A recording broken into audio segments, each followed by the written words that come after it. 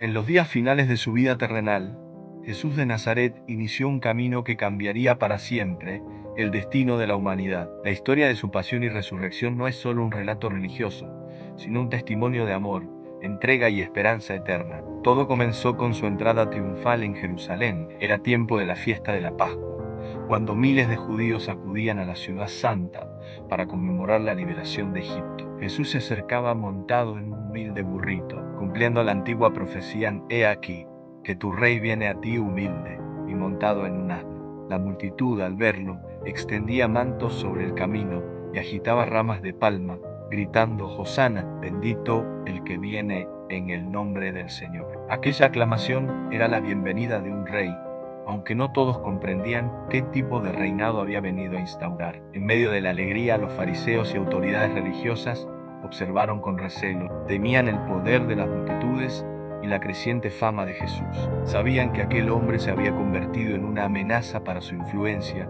y también para la frágil paz con Roma desde ese momento. Comenzaron a conspirar para darle muerte, pero lo harían con astucia, evitando un levantamiento en medio de las fiestas. Jesús, mientras tanto, continuaba enseñando en el templo. Sus palabras eran como fuego en el corazón de quienes le escuchaban. Hablaba del amor de Dios, de la importancia de la misericordia por encima del sacrificio, y denunciaba con valentía la hipocresía de quienes aparentaban piedad sin justicia. Estas enseñanzas, junto con sus milagros, atraían cada vez más seguidores, pero también aumentaban el odio de sus enemigos. Llegó la noche de la Pascua. Jesús sabía que su hora había llegado. Reunió a sus discípulos en una sala alta de Jerusalén para compartir con ellos la cena pascual. Alrededor de la mesa, el ambiente era solemne, pero también cargado de misterio. Jesús tomó pan, lo bendijo, lo partió y lo dio a sus discípulos diciendo: «Han tomad y comed, esto es mi cuerpo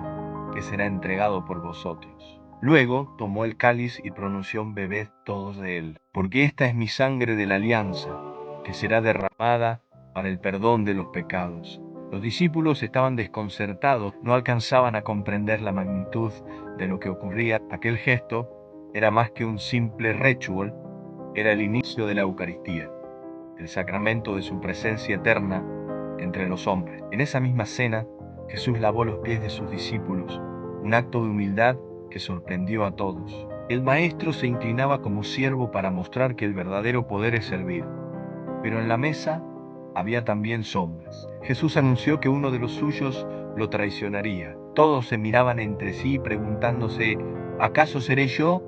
Señor, Judas, ya decidido a entregar a su maestro, disimulaba, aunque en su interior llevaba el peso de la traición. Esa misma noche, al terminar la cena, salió en busca de los sumos sacerdotes para concretar el plan. Después de la cena, Jesús condujo a sus discípulos al huerto de Getsemaní, en el monte de los Olivos. Allí, bajo la quietud de la noche, se apartó a orar.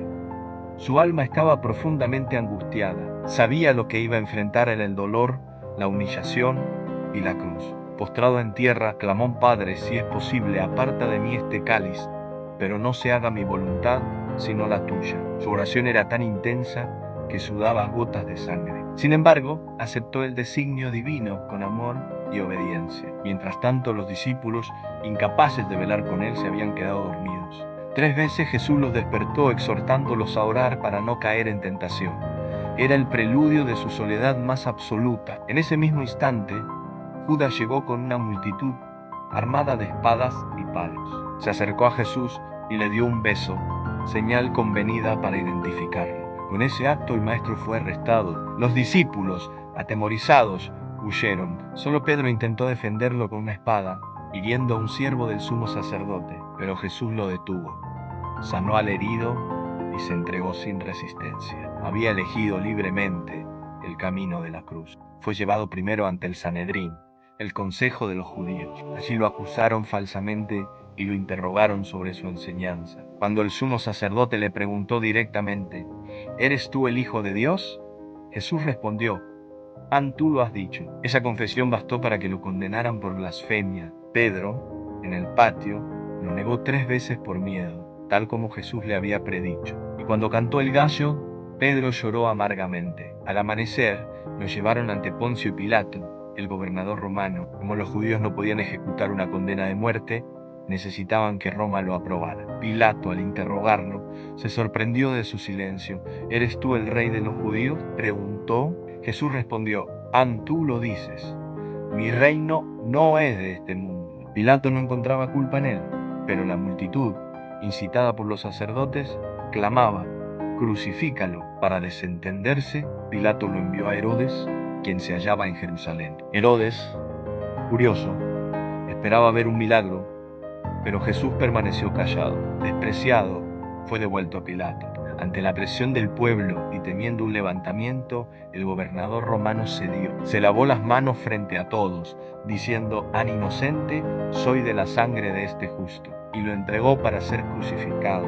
Antes de la ejecución, Jesús fue flagelado brutalmente. Los soldados lo azotaron, lo coronaron con espinas y se burlaron de él, llamándolo rey de los judíos. Cargado con la cruz, fue conducido al Gólgota. En el camino, un hombre llamado Simón de Sairini fue obligado a ayudarle a llevar el madero. Mujeres lloraban por él, y Jesús les dijo: no lloréis por mí, llorad por vosotras y por vuestros hijos». Finalmente, en el Calvario, lo crucificaron entre dos ladrones.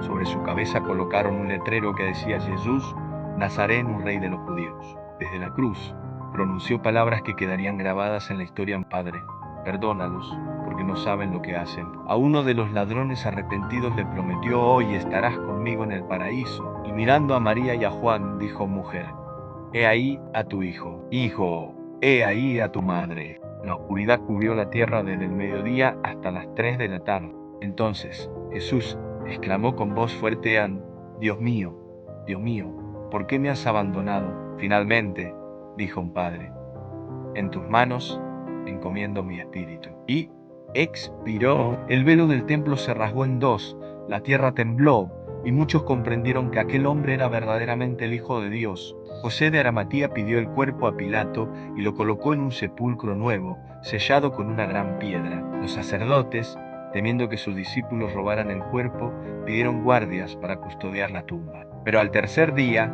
al amanecer del domingo, un ángel del Señor descendió, removió la piedra y anunció a las mujeres que habían ido al sepulcro: no está aquí, ha resucitado. Ellas corrieron a dar la noticia a los discípulos. Pedro y Juan comprobaron el sepulcro vacío, y poco después Jesús mismo se apareció, primero a María Magdalena, quien lo reconoció cuando la llamó por su nombre. Durante 40 días, Jesús se manifestó a sus discípulos, caminó con ellos, comió con ellos y les explicó las Escrituras, mostrando que todo lo ocurrido estaba anunciado desde antiguo. Finalmente los reunió y les dio la gran misión en ir por todo el mundo y anunciar el Evangelio a toda criatura. Luego ascendió al cielo, prometiéndoles que no quedarían solos, sino que recibirían la fuerza del Espíritu Santo un grado. Así concluyen los últimos días de Jesús en la tierra, días de dolor pero también de gloria. Su pasión nos muestra el precio del amor, y su resurrección nos abre la puerta de la vida eterna. Es el triunfo de la luz sobre las tinieblas, de la esperanza sobre la desesperación. Un mensaje que sigue resonando hasta hoy, invitándonos a vivir con fe, amor y entrega. Si este mensaje tocó tu corazón, te invito a que apoyes con un like, dejes tu comentario y te suscribas al canal Sorsagrados para seguir compartiendo juntos la palabra de Dios. Cada gesto tuyo ayuda a que más personas conozcan este mensaje de fe y esperanza.